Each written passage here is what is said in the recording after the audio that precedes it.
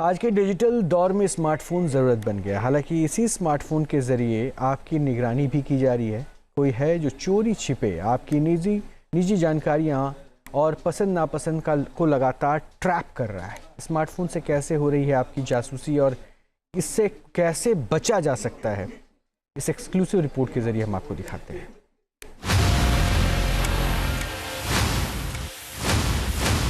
Wife बात कर रहे हैं कि चलो टीवी लेते हैं, तो टीवी की ऐड अमेज़ॉन से आने चालू हो जाती है। तो हर टाइम ऐसा लगता है कि हमारी बातें फ़ोन पे सुनी जा रही है। मुझे डर लगता है कि ये अपना डेटा लीक कर सकता है और दूसरी पार्टी को, थर्ड पार्टी को इसे दे सकता है। हाँ सर, बहुत बड़ा खतरा है, क्योंकि हमारी जो प्राइवेसी होती है ज़्यादातर फ़ोन में होती है, और जो हमारी पर्सनल लाइफ की फ़ोटोज़, इमेजेस, ये सब फ़ोन में होती हैं। तो अगर ये लीक हो जाए तो इससे हमें बहुत नुकसान तो होगा ही सर। और बहुत लोग इसका गलत यूज़ करते हैं कि हमें उससे क्लेम करते हैं कि बाद में कि हम तुम्हारे साथ ये मतलब हैवी अमाउंट मांगते हैं, ब्लैकमेल करते हैं। इसमें परमिशन मांगता है। मैं एक तो फालतू की ऐप डाउनलोड नहीं करती फ़ोन में, और हमेशा मतलब उसको ना अपडेट करती रहती हूँ चीज़ों को कि सिक्योर रहे। मतलब फालतू की परमिशन नहीं देती किसी चीज़ में, और हमें हर तरीके से सेफ़ रहना चाहिए, क्योंकि फ़ोन हमारे लिए वैल्यूबल है, क्योंकि हमारा सारा डॉक्यूमेंट अगर हम प्रॉपर्ली चेक करें और सॉफ्टवेयर अपडेट रखें एंड गूगल पासवर्ड्स वगैरह भी चेंज करते रहें, in fact we can use biometrics also, तो हम सेफ़ हो सकते हैं। लेकिन हाँ, एज अ फीमेल थोड़ा सिक्योर रहना ज़्यादा ज़रूरी है। क्या आपके फ़ोन की बैटरी तेजी से डिस्चार्ज हो रही है? क्या आपका स्मार्टफोन ओवरहीट हो रहा है? क्या आपके फ़ोन का डेटा तेजी से खर्च हो रहा है? अगर ऐसा हो रहा है तो सावधान हो जाइए। संभव है कि ये स्मार्टफोन की जासूसी के कारण हो रहा हो। दरअसल आज के डिजिटल दौर में स्मार्टफोन सुविधा नहीं बल्कि जरूरत बन गया है। हर हाथ में स्मार्टफोन दिख जाएगा, जिससे पलक झपकते ही हर काम हो जाता है। किसी से बात करनी हो, कहीं जाना हो, कोई पेमेंट करना हो, स्मार्टफोन की मदद से हर काम पलक झपकते ही हो जाता है। हालांकि इसी स्मार्टफोन से किसी यूजर की प्राइवेसी ब्रीच और डेटा चोरी का खतरा भी है।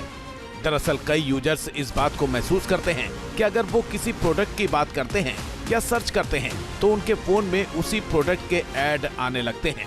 किसी बीमारी के इलाज के बारे में जानकारी हासिल करने की कोशिश करते हैं तो स्मार्टफोन पर उससे जुड़ी जानकारियां अपने आप आने लगती हैं। ऐसे में सवाल उठता है कि क्या आपका स्मार्टफोन आपकी निगरानी कर रहा है? क्या आपका स्मार्टफोन आपकी हर बात सुन रहा है? क्या आपका स्मार्टफोन आपकी जासूसी कर रहा है? कई रिसर्च में खुलासा हुआ है कि स्मार्टफोन कैमरा, माइक्रोफोन और सर्च हिस्ट्री जैसे अलग अलग तरीकों से आपकी जासूसी कर सकता है। आप दिन भर क्या करते हैं, कहां जाते हैं, क्या सर्च करते हैं, क्या बोलते हैं, हर बात की जानकारी लीक हो जाती है। इसीलिए लगभग हर स्मार्टफोन यूजर एक अनजाने डर के साए में रहता है। मैं और वाइफ बात कर रहे हैं कि चलो टीवी लेते हैं, तो टीवी की ऐड अमेज़ॉन से आने चालू हो जाती है। तो हर टाइम ऐसा लगता है कि हमारी बातें फ़ोन पे सुनी जा रही है। मुझे डर लगता है कि ये अपना डेटा लीक कर सकता है और दूसरी पार्टी को, थर्ड पार्टी को इसे दे सकता है। हाँ सर, बहुत बड़ा खतरा है, क्योंकि हमारी जो प्राइवेसी होती है। सवाल यह है कि ये होता कैसे है। दरअसल सुविधा के लिए हम कई एप्लीकेशंस को अपने स्मार्टफोन में इंस्टॉल करते हैं। ऐसा करते वक्त हम उस ऐप को कई परमिशन भी देते हैं, जैसे मैसेज पढ़ने की इजाजत, माइक्रोफोन के इस्तेमाल की इजाजत और कैमरे की इजाजत। इन्हीं परमिशन के जरिए प्राइवेसी ब्रीच की जाती है और हमसे अहम जानकारियां जुटाई जाती हैं। सबसे पहले तो हमें चेक कर लेना चाहिए कि ऐसी कितनी एप्लीकेशंस हैं जो हमारा हर तरह का डेटा बाहर भेज रही है, जिसमें लोकेशन है, आवाज़ें हैं। आपकी कम से कम 20-25 एप्लीकेशन आपको मिलेंगी फ़ोन में जो आपकी आवाज़ें सुन रही हैं।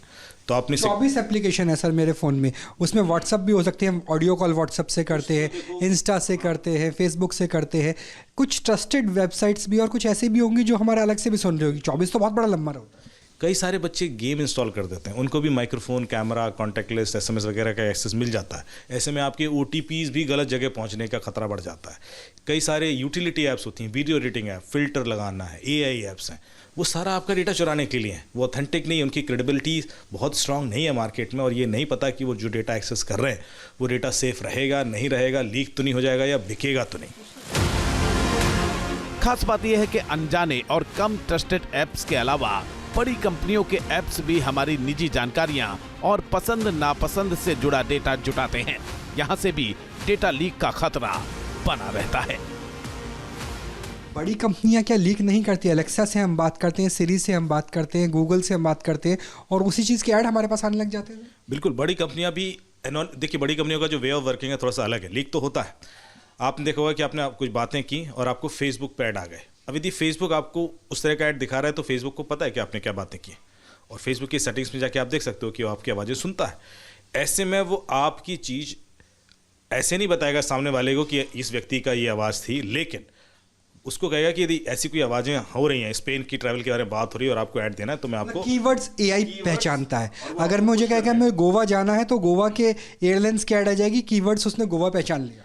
लेकिन खतरा सर इसलिए बढ़ जाता है क्योंकि आप उस बारे में बात कर रहे थे, आपको एक ऐड आया, जो कंपनी ऐड दे रही है वो फ्रॉडस्टर्स भी हो सकती है। वो कोई ऑथेंटिक कंपनी में इस बात की गारंटी फेसबुक नहीं लेता है। अब वो कंपनी का आपने ऐड देखा, आपने डिटेल भर दी और आप लुट गए। हालांकि हम किसी खास एप्लीकेशन में जाकर ये पता लगा सकते हैं कि वो हमसे क्या क्या जानकारियां जुटा रहा है। खास बात यह है कि हर ऐप हमारी निजी जानकारी से लेकर हमारी सोच, आर्थिक स्थिति और लोकेशन तक हासिल कर रहे हैं। इनमें वो ऐप भी हैं जो लगभग हर स्मार्टफोन में मौजूद हैं। प्रिवेसी और सेटिंग्स में जाकर आप देख सकते हैं परमिशन मैनेजर में कि आपकी call log, SMS, contact list, microphone और जो भी आपकी फाइल्स हैं या हेल्थ डेटा है, कौन कौन सी एप्लीकेशंस ले रही हैं। फिर आपको लगता है यार ये डाइसी है, ये सेफ नहीं है, इस पर मैं भरोसा नहीं कर सकता, तो उसको तो तुरंत हटा दें। पहला तो ये काम करना ही है। दूसरा, इसके बियॉन्ड भी डेटा जाता है। जैसे कि सिर्फ मैं फेसबुक का ही ले लूँ या इंस्टाग्राम का ले लूँ, तो इंस्टाग्राम में सर्च कर देता हूँ, ठीक है, तो आपको ये इंस्टाग्राम ऐप आ गई, आप इस पर क्लिक करेंगे, नीचे जाएंगे, और ये प्रैक्टिस हर किसी को करनी चाहिए जानने के लिए कि ये एप्लीकेशन कोई भी जो मैं इंस्टॉल करने वाला हूँ ये मेरा क्या क्या डेटा ले सकती है। तो आप नीचे जाएंगे तो आपको एक ऑप्शन दिखाई देगा सी डिटेल्स करके, डेटा सेफ्टी के अंदर। ये थोड़ा अंदर होता है इसलिए मैं प्रोसेस करके बता रहा हूँ। जैसे आप सी डिटेल्स में जाएंगे तो इंस्टाग्राम बताएगा कि मैं आपका क्या क्या डेटा कलेक्ट करता हूँ। अब आप देखिए ब्राउजिंग हिस्ट्री सारी, इंटरनेट पर आपने क्या क्या देखा सब पता है। फाइल्स एंड डॉक्यूमेंट्स के एक्सेस है उसको। हेल्थ एंड फिटनेस, कितना सोफे बैठते हो, कितना रन करते हो, कितना सोते हो, कितना सीनियर चढ़ते हो, उसको पता है। कॉन्टैक्ट लिस्ट उसके पास सारे हैं। लोकेशंस उसकी आपकी प्रिसाइज और एक्यूरेट सारी है। फाइनेंशियल डेटा आपका है, payment info, purchase history, credit score, कब आपने कैश विड्रॉल किया, कहाँ गए, क्या किया। पर्सनल इन्फॉर्मेशन देखिए, name, email address, user ID, address, ये आपके घर का पता है जो आपने कभी इंस्टाग्राम को नहीं बताया, वो कहता मुझे पता है।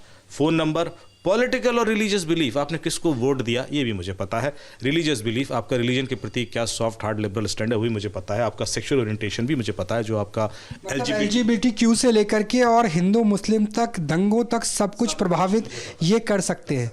और ये तो लीगल जो बड़ी वेबसाइट्स है उसकी बात है, डार्क वेब की तो हम बात ही नहीं कर रहे हैं। तो ये जानना जरूरी है क्योंकि जब तक आप जानते नहीं उसके प्रति आप कॉन्शियस नहीं होते। अब आप जो भी कर रहे हो इस ऐप के थ्रू, डायरेक्टली इनडायरेक्टली, इवेंचुअली ये डेटा उन तक पहुंच रहा है। मैसेजेस आप देखिए वो सारे ईमेल पढ़ रहे हैं आपके, उनका एक्सेस है। SMS है, MMS है, other in app messages, calendar, आपकी वॉइसेस सारी सुन रहे हैं, voices, sound recording, music files, आपके डिवाइस आईडीज, आपकी app activities, photos and videos. तो आपको ये जानना, मैं इसलिए बता रहा हूँ कि जब तक हम जानेंगे नहीं, हम शायद वो सेटिंग्स कभी करेंगे नहीं। पहले आप देख लीजिए कि कोई भी एप्लीकेशन में इंस्टॉल कर रहा हूँ या कर रही हूँ तो वो मेरा डेटा क्या ले रही है। आप बहुत सारी ऐसी एप्लीकेशन इंस्टॉल करते हो जो क्रेडिबल भी नहीं होती और आप उनको सब तरह का डेटा दे देते हो। इसके अलावा स्पाईवेयर की मदद से भी आपकी जासूसी की जाती है। स्पाईवेयर एक प्रकार का दुर्भावनापूर्ण सॉफ्टवेयर या मालवेयर है जो आमतौर पर यूजर्स की अनुमति के बिना किसी डिवाइस पर इंस्टॉल किया जाता है। यह सॉफ्टवेयर मुख्य रूप से एक डिवाइस पर अटैक करने और यूजर्स से संवेदनशील जानकारियां चुराने के लिए इस्तेमाल किया जाता है। अलग अलग यूजर्स एक्टिविटी को ट्रैक करने के लिए अलग अलग स्पाईवेयर डिजाइन किए गए हैं।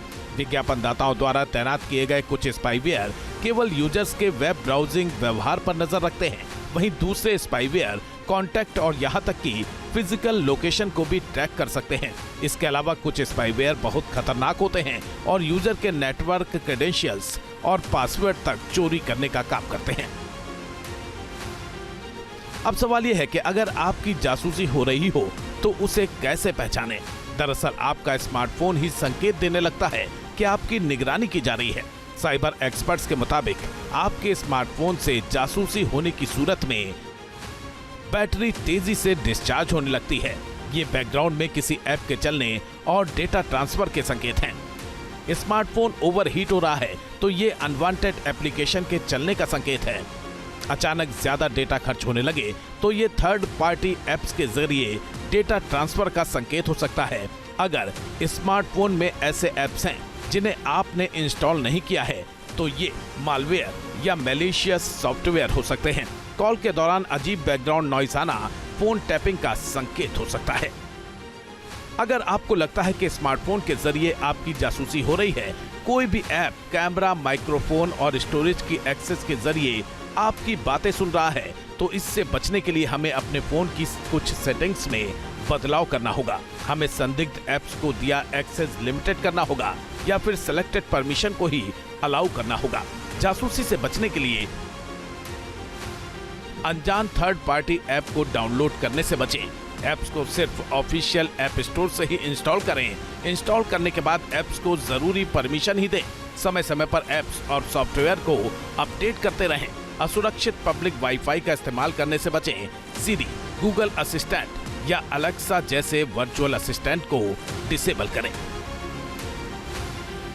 इसके अलावा प्ले स्टोर पर कुछ खास ट्रस्टेड ऐप्स भी हैं जिनकी मदद से हम अपनी प्राइवेसी को सुरक्षित रख सकते हैं।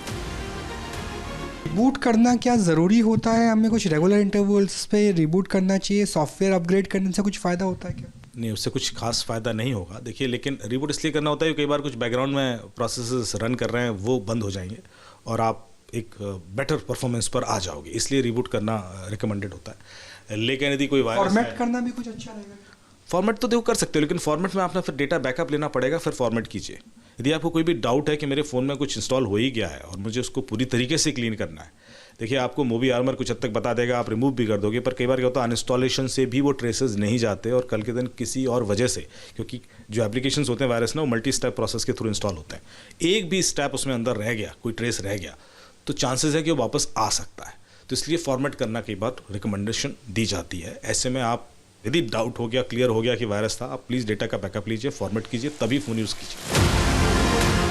कुछ मालवेयर फोन की मेमोरी में भी काम करते हैं। इससे बचने के लिए फोन को रिबूट करना ही विकल्प है। इससे थर्ड पार्टी एप्स की बैकग्राउंड प्रोसेसिंग भी बंद हो जाती है। यहाँ पर आप देखिए किस तरीके से कुछ ऐसे एप्लीकेशंस हैं जिस एप्लीकेशन से आप अपने फ़ोन की हेल्थ, जी हाँ, आपके स्मार्टफोन के स्वास्थ्य का अंदाज़ा लगा सकते हैं। उसके अलावा सॉफ्टवेयर अपग्रेड करने से लेकर के, और जो अंतिम विकल्प है वो है पूरे के पूरे फ़ोन को फॉर्मेट कर देना।